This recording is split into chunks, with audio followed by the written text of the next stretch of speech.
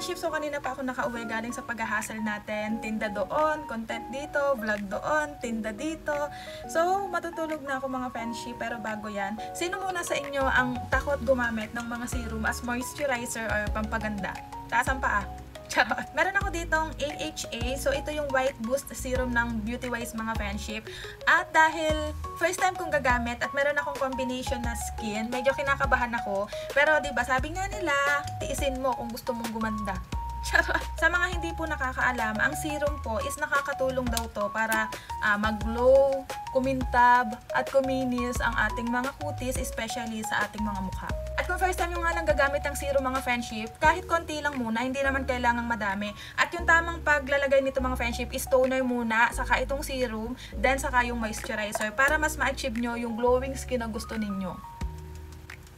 At yung link nito mga friendship, ilalagay ko na lang dyan sa may basket ko. So ayun lang, alam nyo na, matutulog tayong maganda, gigising tayong maganda. Bye!